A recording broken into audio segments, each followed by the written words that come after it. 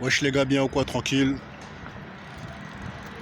En direct de Strasbourg-Saint-Denis, mes chers frères et sœurs. Le boulevard là où Guadalajara a vécu, il est toujours obligé de passer par là. C'est une évidence, mes chers frères et sœurs. Salam alaikum à tous les musulmans et que Jésus-Christ soit avec vous pour tous les chrétiens. Grosse force à tous ceux qui font le ramadan. Grosse force à tous ceux qui font le carême aussi. Et ceux qui jeûnent hors ramadan. Parce que le vrai ramadan, pour moi, faut pas attendre que le ramadan vienne pour commencer à faire le ramadan. Vous voyez ce que je veux dire ou quoi? Si tu veux expérimenter la puissance du grand Dieu, il faut l'expérimenter hors ramadan. Parce que le ramadan, c'est une bonne chose. Mais c'est une bonne chose quand tu le fais dans le secret aussi. C'est encore meilleur. Vous voyez ce que je veux dire ou quoi? Donc voilà, c'est encore meilleur parce que tu vois la puissance de Dieu. C'est-à-dire que si tu fais le jeûne ou le ramadan, appelle-le comme tu le veux, hors ramadan, il faut savoir que si tu as des projets dans ta vie, si tu as envie de faire des choses, tu vas expérimenter des choses célestes que seuls les grands serviteurs de Dieu vivent. Hier, j'ai mis un post en disant que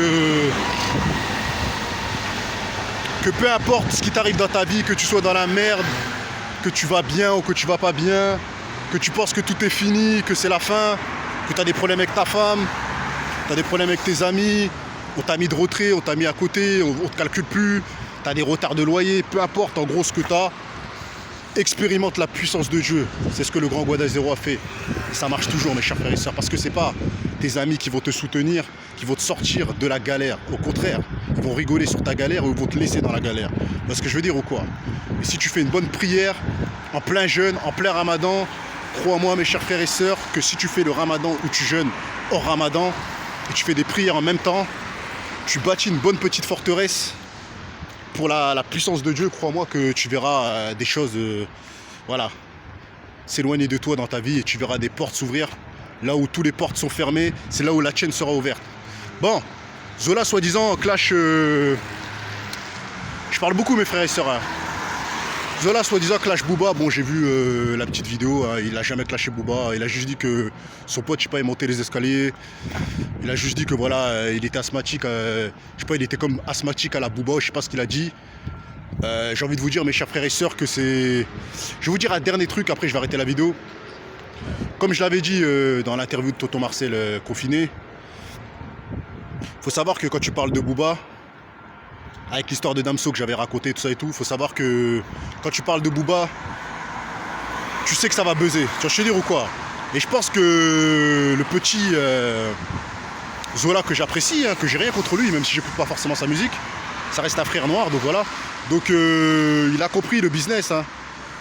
Il a parlé de Booba, les gens ils ont dit qu'il a clashé, Booba il a bien pris, il a répondu gentiment, vous voyez ce que je veux dire, parce qu'il a su que le petit avait peut-être besoin d'un coup de pouce. Parce que les carrières, mes frères et sœurs, pour durer, il faut parler de Booba. Hein. Tu vois, je veux dire, ou quoi, si t'es pas Rof, ou si t'es pas Caris, ou si t'es pas, je sais pas moi, Maître Gims, que eux ils ont pas besoin de Booba, vous voyez ce que je veux dire ou quoi. Les petits ont besoin de Booba. Donc je pense pas qu'il a clashé, il a fait exprès de parler de lui pour que ça fasse le numéro 1 sur Twitter. Et ça a marché, donc voilà, donnez-moi votre filon pour qu'on soit numéro 1 sur Twitter. Hein. Parce que Guadalajara, lui tout seul, en direct de Paris, regardez, on est au château, on est Strasbourg-Saint-Denis, regardez, théâtre et tout ça et tout. Donc voilà, donc faut savoir que Guadalajara, lui tout seul, c'est un motherfucking buzzer, vous voyez ce que je veux dire ou quoi? Et je peux vous garantir que cette année, grâce à la puissance de Dieu, il va se réaliser des choses qui n'ont jamais été réalisées dans la vie des autres youtubeurs ou des rappeurs ou peu importe. Vous voyez ce que je veux dire ou quoi? Parce que nous on est avec Dieu. Donc voilà, donc c'était une petite vidéo. Grosse force à Zola et à Booba. Booba, comme j'ai dit, donne des salaires aux gens, il nourrit des gens, il donne à manger aux gens. Mais moi j'ai pas besoin que Booba me donne à manger. On va buzzer sans lui mes frères et sœurs, on n'a pas besoin de lui, vous voyez ce que je veux dire ou quoi? Mais les petits ont besoin de lui, vous voyez ce que je veux dire ou quoi? Et c'est normal, c'est normal. Vous voyez ce que je veux dire, c'est normal. Il fait déclencher des carrières, il nourrit des gens. Voilà quoi. C'est Booba, vous voyez ce que je veux dire ou quoi? Donc voilà. Mais Booba est-il plus haut que le grand Guadalajara? C'est la question que nous nous posons.